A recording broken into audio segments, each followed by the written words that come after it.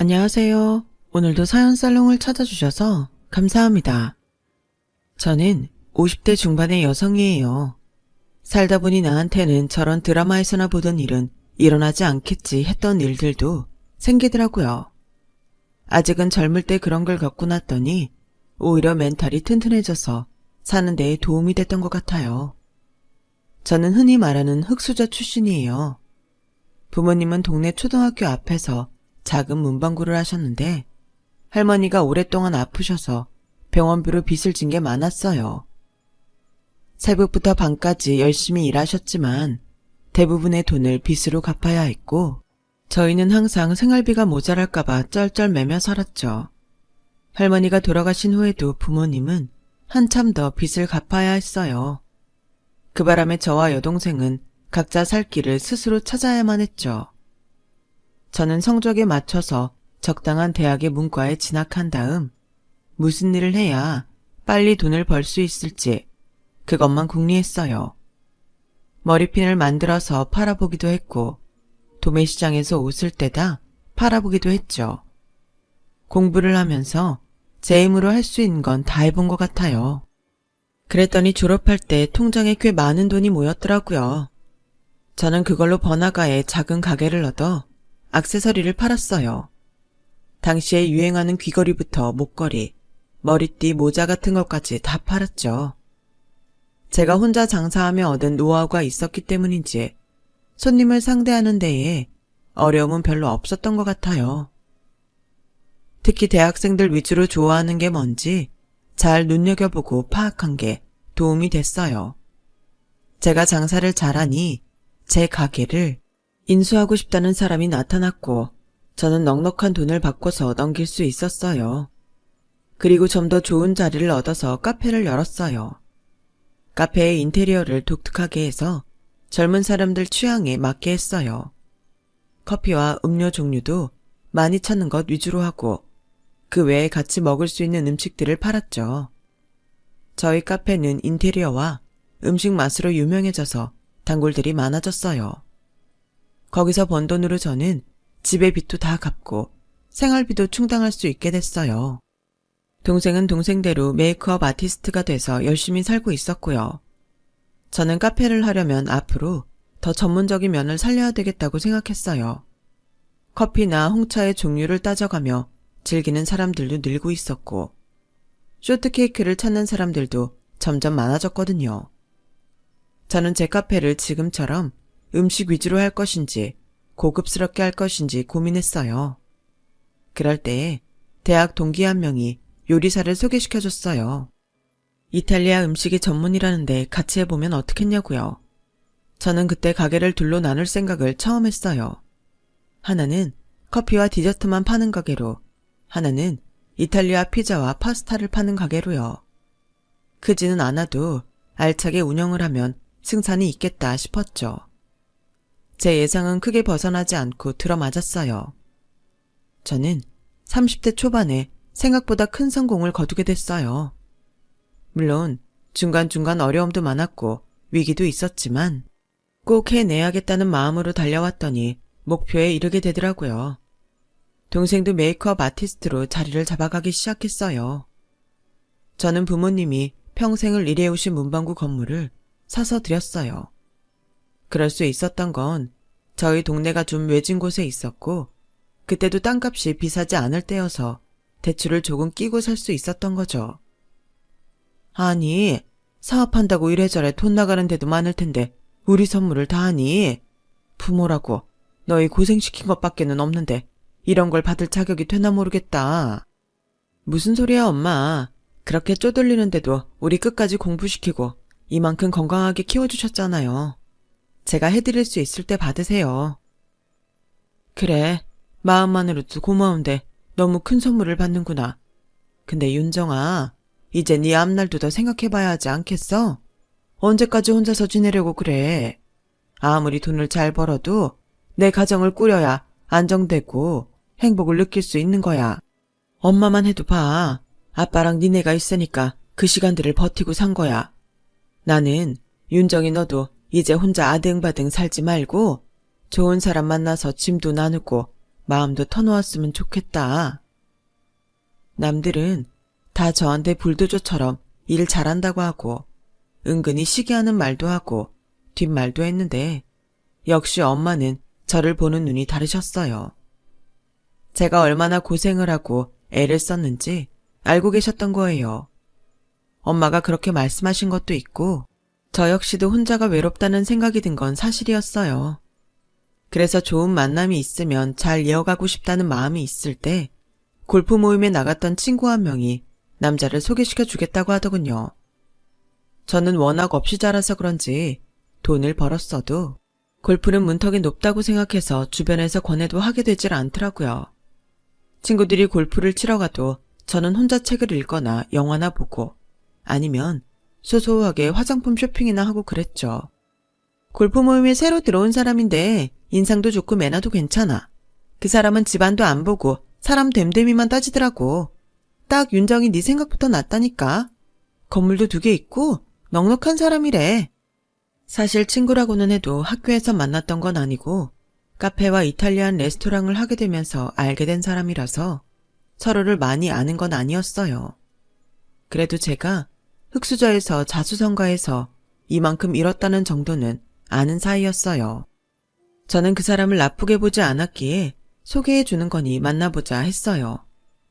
안녕하세요, 김윤정 씨. 저 오수환입니다.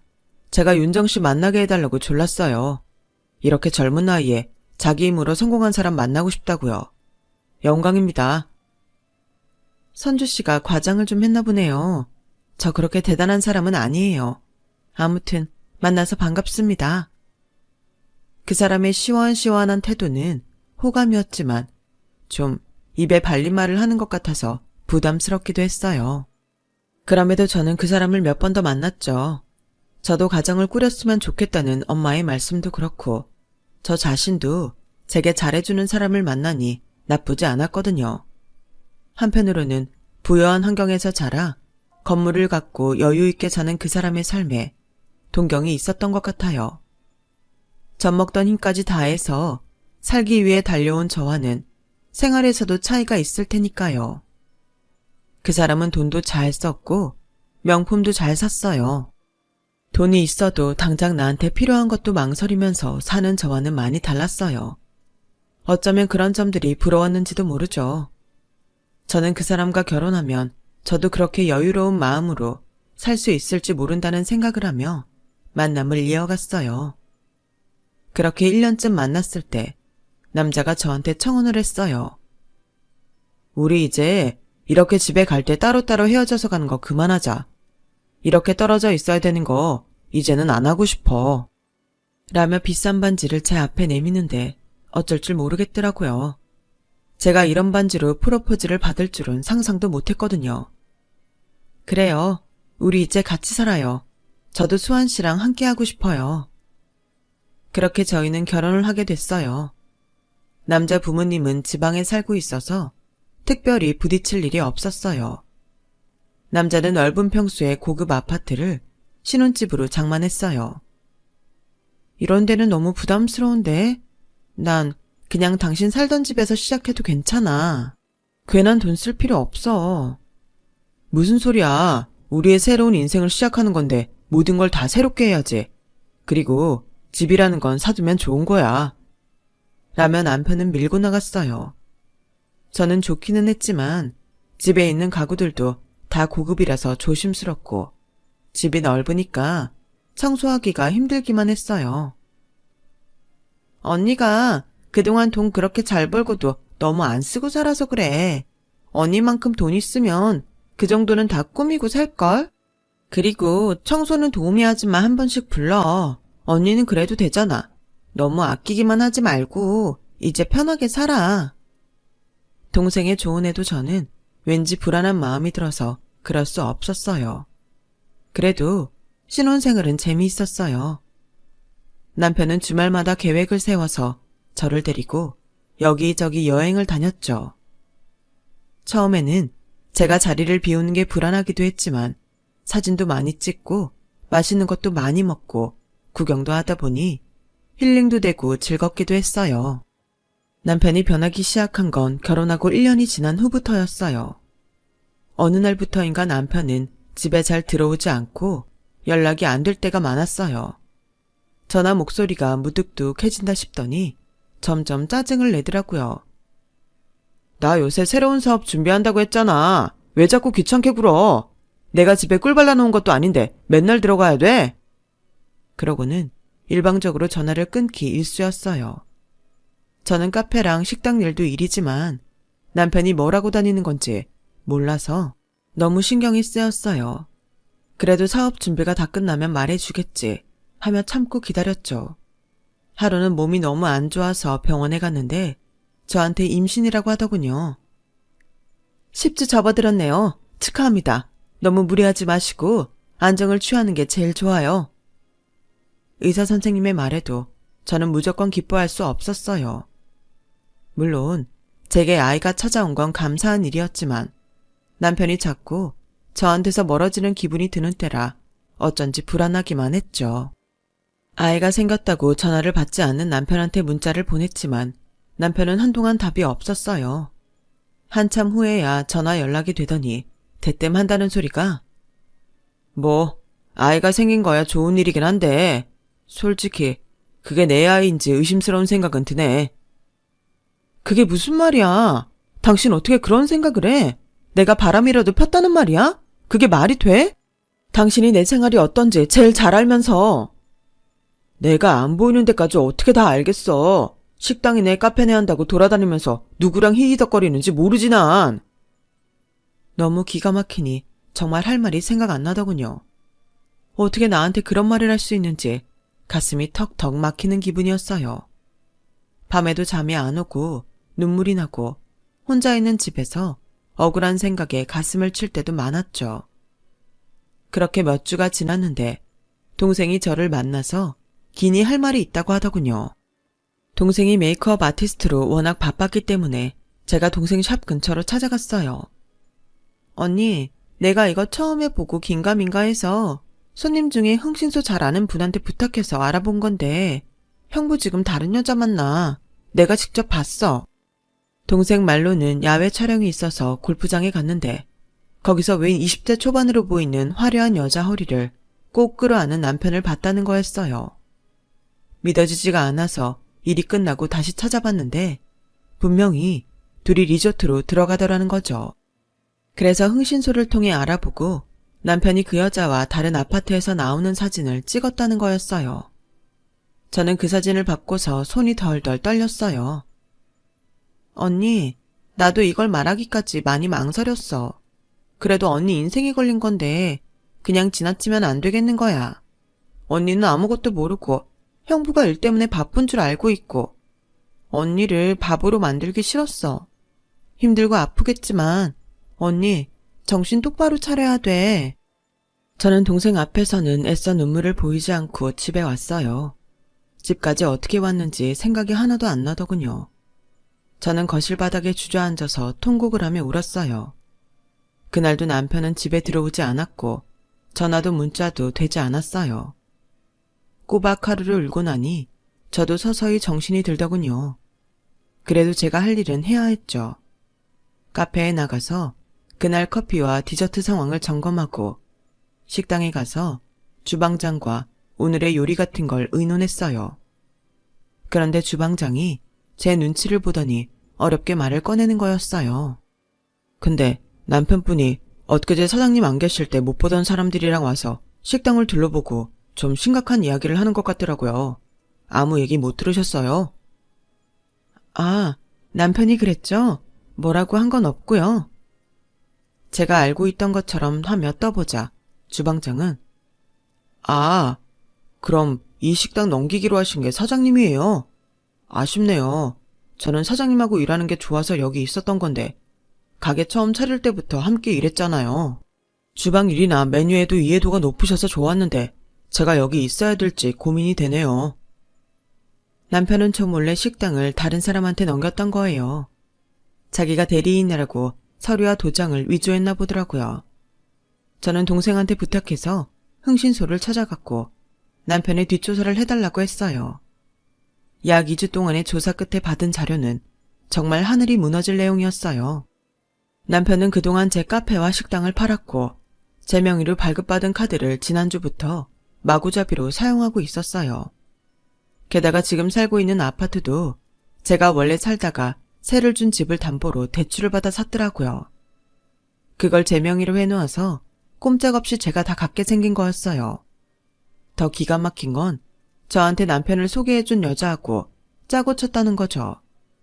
그 여자는 남편한테 저를 소개시켜준 대가로 골프장이나 유흥장소에서 만나 현금으로 소개비를 받았던 거였어요. 하지만 그들이 어떤 것도 증거를 남기지 않아서 고소도 어려웠고 위임장 같은 걸 위조한 거나 제 도장을 판 것도 입증하기 어렵다고 했어요.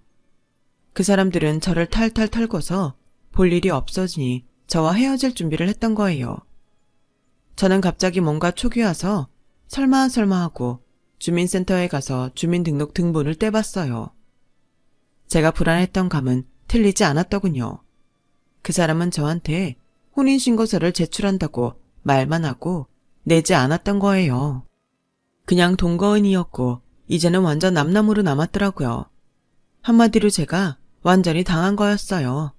하지만 그 사람들이 모르는 게 하나 있었는데 저는 돈을 다 풀어놓는 게 불안해서 아무에게도 말하지 않는 예금을 갖고 있었다는 거예요. 하지만 당신은 충격이 너무 커서 저는 잠시 아무것도 할 수 없었어요. 그러면서 아이는 유산이 되었고 저는 며칠 동안 일어나지도 못하고 울기만 했어요. 저는 혹시나 해서 남편한테 연락을 했어요. 그래도 자기 아이가 유산됐다는데 조금은 슬퍼하지 않을까 했거든요. 뭐 그 애도 자기가 태어날 때가 아니라는 걸 알았나 보네. 사실 나도 꺼림칙했어. 내 아이라는 확신도 없었고 말이야. 끝까지 이렇게 나오는 남자를 보니 정신이 확 들었어요. 그래? 당신이 그렇게 말한다면 나도 어쩔 수가 없지. 근데 그거 알아? 사람은 다 자기가 하는 대로 남들도 하는 줄 안다는 거. 무슨 말이야? 말에 가시가 있는 것 같다? 하고 싶은 말이 있으면 제대로 해. 라더니 남편은 황급히 전화를 끊었어요. 저는 몸을 추스른 다음 부모님한테 전에 사드렸던 건물을 새로 짓고 싶다고 말씀드렸어요. 부모님한테는 남편이 어떤 사람인지 말씀드릴 수 없었어요. 그래, 어차피 네가 산 건물인데 네가 편한 대로 해야지. 몸은 이제 괜찮고 오서방도 많이 놀랐겠구나. 언제 집에 같이 와. 엄마, 그 사람 신경 안 써도 돼. 어딜 가나 잘해주는 사람도 많고 지금은 바빠서 잠깐 해외에 나갔어. 그렇게 둘러대는 제 속은 속이 아니었죠. 저는 제가 따로 두었던 돈으로 건물을 새로 지었어요. 마침 그 지역에 새로운 노선이 생기면서 부동산이 많이 오를 때였고요. 저는 그 집을 지어서 괜찮은 값을 받고 팔았어요. 그리고 그 돈을 미천으로 저와 일했던 사람들을 불러 다시 레스토랑을 시작했어요. 이번에는 가게를 둘로 나누지 않고 한 곳에서 식사와 좋은 커피와 디저트를 해결할 수 있는 레스토랑을 만들었어요. 주방장과 바리스타가 자기가 잘 알고 지내던 사람들에게 연락을 했고 그 사람들을 통해서 가게에 손님들이 오기 시작했어요. 워낙 음식도 커피도 인증이 됐던 사람들이라 맛은 보장이 됐었죠. 제가 경영만 잘하면 되는 거였어요. 저는 인테리어도 최대한 단순하면서 안락한 분위기를 만들려고 노력했어요. 누가 와도 편안한 마음으로 있길 바라면서요. 그렇게 제 일을 하면서 저는 남편과 헤어졌고 그 후로도 계속 흥신소에 감시를 부탁했어요. 1년이 좀 넘게 지났을 무렵 흥신소에서 연락이 왔어요. 보니까 전에 사귀던 젊은 여자 말고 사업하는 다른 여자를 잡았더군요. 이 여자하고 결혼할 생각이던데요. 다음 주에 여기서 양쪽 집이 상견례를 한답니다. 저는 그동안 고생했다며 사례금을 듬뿍 주었고 그동안 모아온 증거물들을 차곡차곡 정리했어요. 제 젊은 날들을 바친 가게와 제 통장을 다 털어먹은 그 남자를 이대로 둘 수는 없는 노릇이죠. 저는 마음을 단단히 먹고 상견례 날 그 사람이 있는 한정식 집으로 갔어요. 그 사람이 있는 특별실 밖에서 들으니 웃음소리가 나더군요. 저는 음식을 서빙하는 직원이 들어갈 때 같이 안으로 들어갔어요. 저를 보자 남자는 너무 놀라서 입을 벌린 채 들고 있던 컵에 물을 쏟더군요. 안녕하세요. 신명희 씨 되시죠? 네, 제가 신명희인데 누구세요? 예쁘게 화장을 하고 명품 옷을 입은 제 또래의 여자가 놀라서 자리에서 일어났어요. 저 사람 전 와이프예요. 저 사람이 저를 속이고 혼인신고서를 안 내서 잠시 동거한 사이로 됐지만요. 그런 거 정도는 알고 계셨죠? 제 말에 여자와 여자 가족들은 놀라서 험악해진 얼굴로 남자를 노려봤어요. 제가 지금 신명희 씨 인생 진창에 빠질 뻔한 거 건져주러 온 거예요. 라며 서류 봉투를 건넸어요. 그 안에는 남자가 만났던 젊은 여자와 그 사람이 지금 살고 있는 집을 신명희 이름으로 대출받아 산 서류, 그리고 저와 동거인으로 되어 있던 때의 등본도 들어있었어요.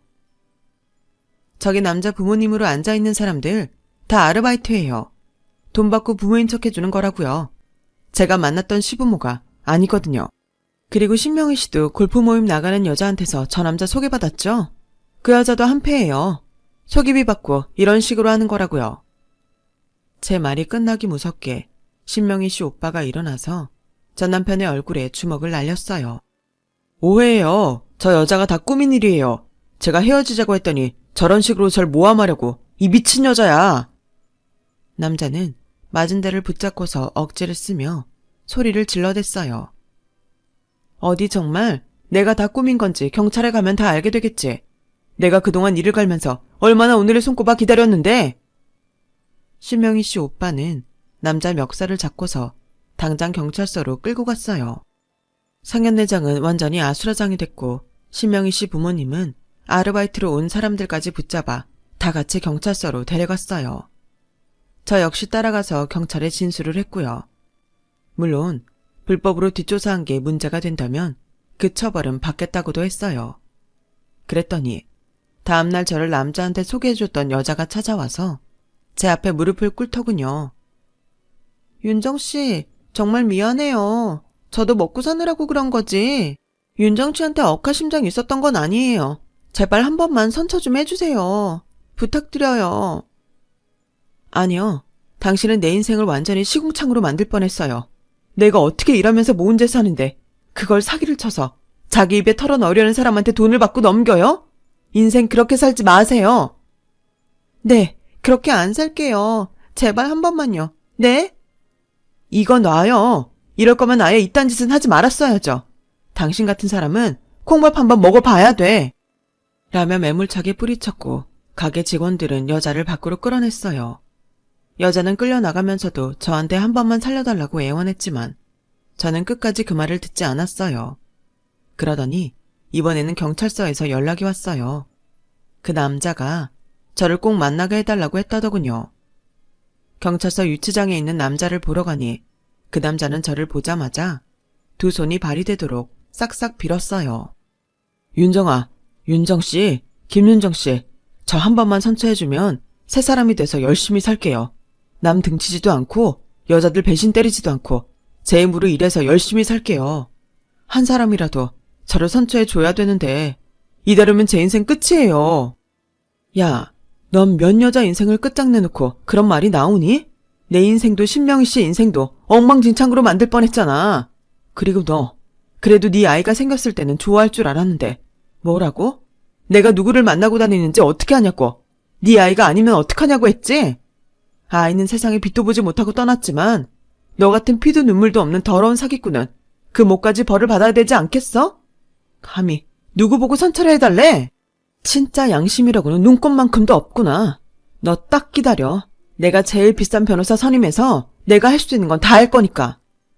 라고 으름장을 놓았고 남자는 제 앞에 고개를 조아리며 계속 싹싹 빌었어요. 정말 화나고 어이없는 그 마음 다 이해합니다.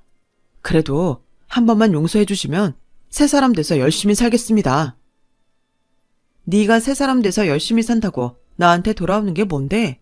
그건 네 인생이니까 네가 알아서 하고 난 요만큼도 용서할 마음 없으니까 그런 줄 알아. 제가 그렇게 말하며 자리를 떠나자 남자는 계속 윤정씨, 김윤정씨! 라며 애타게 저를 부르더군요. 형사들도 저런 뻔뻔한 사람은 처음 봤다며 혀를 내둘렀어요. 사실 저는 입증할 만한 게 많지 않아서 사기 결혼으로만 고소를 할 수 있었어요. 그런데 신명희 씨는 당장에 위임장 위조한 걸 증명할 수 있어서 그걸로 더 큰 구형을 내려졌죠. 결과적으로 그 사람은 1년 8개월의 징역형이 선고됐고 그 사이 빈털터리가 된 남자는 항소를 포기하고 징역을 살게 됐어요. 저는 그런 일들을 겪고 나니 나이가 30 중반을 훌쩍 넘어 있었죠. 그래도 사람은 인연이 또 생기더라고요. 늦은 나이에 만난 좋은 사람과 결혼하게 돼서 지금은 우소운도손 잘 살고 있답니다. 제 이야기는 여기까지예요. 들어주신 분들 모두 건강하시고요. 항상 용기를 잃지 말고 뭐든 끝까지 해내시길 바랄게요. 감사합니다. 여러분, 사연 댓글에 응원과 현명한 조언 부탁드려요. 좋아요와 구독은 저에게 큰 힘이 됩니다. 오늘도 좋은 일 가득하세요.